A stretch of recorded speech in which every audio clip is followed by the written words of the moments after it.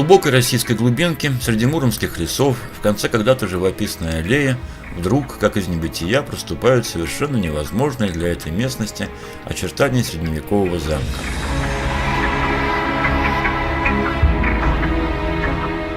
Эти остатки прежней роскоши остались от родового имения яркого, дерзкого, умного, красивого и неординарного человека Владимира Семеновича Храповицкого, полковника лейб-гвардии Гусарского величества полка, предводителя дворянства Владимирской губернии до революции, лесопромышленника, создателя и владельца этой уникальной усадьбы, а правильнее сказать, дворцово-паркового ансамбля в селе Муромцево Судогодского уезда.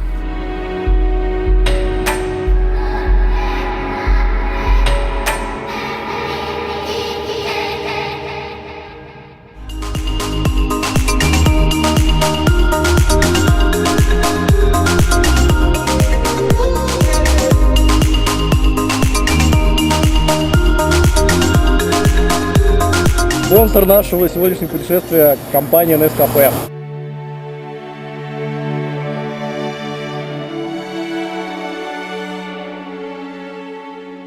История усадьбы Муромцева не уходит корнями в дремучее средневековье. Корни эти, как и корни, сохранившиеся от парка исполинских деревьев, уходят в не столь уж далекий 1884 год.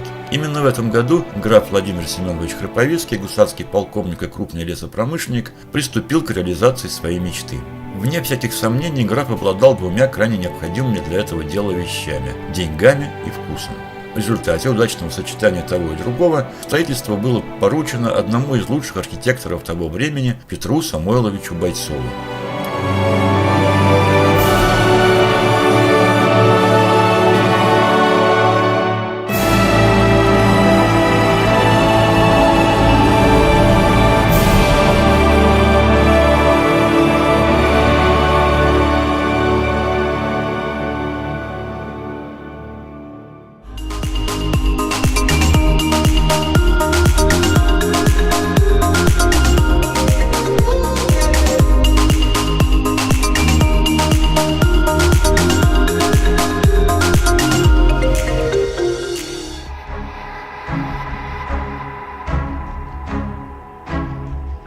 В течение 5 лет Бойцов строит в Муромцеве главный дом, а также охотничий домик, дом управляющего, летний театр, конный двор, охотный двор, каретный сарай, деревянные музыкальные и лодочные павильоны, пристань на пруду и водонапорную башню.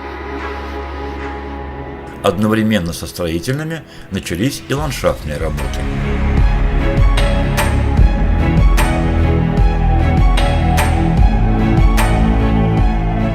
Более 40 гектаров местности и практически неограниченный бюджет дали мастерам возможность выступить по полной программе.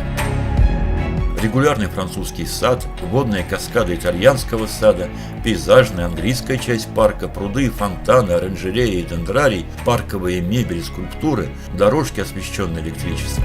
Стоит ли говорить, что электричество было подведено и к главному усадебному дому, наряду с водопроводом, канализацией и телефонной линией.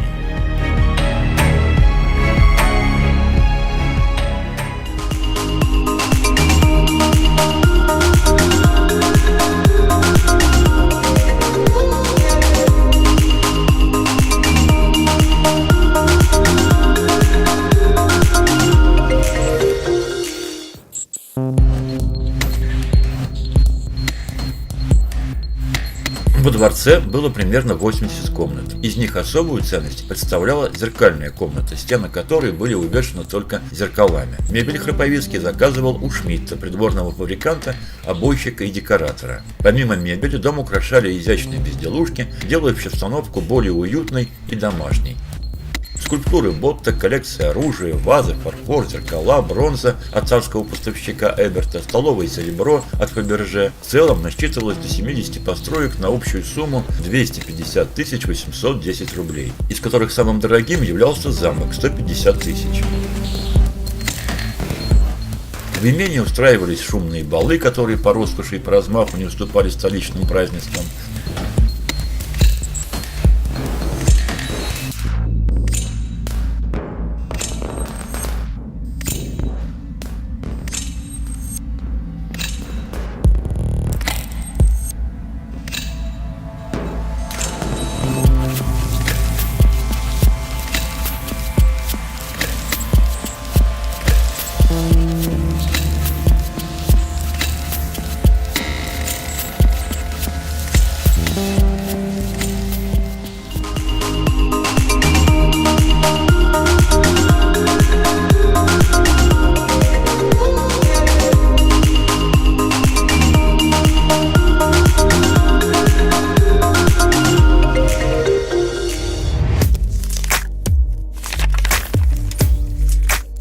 Все, кто работал на Храповицкого, вспоминают его как доброго, отзывчивого, но очень строгого и требовательного человека.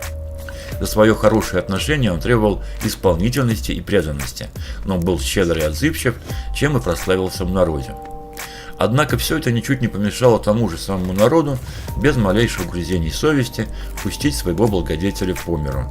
В 1917 году, опасаясь разграбления, Владимир Храповицкий произвел полный опись своего имущества и добровольно передал его новой власти.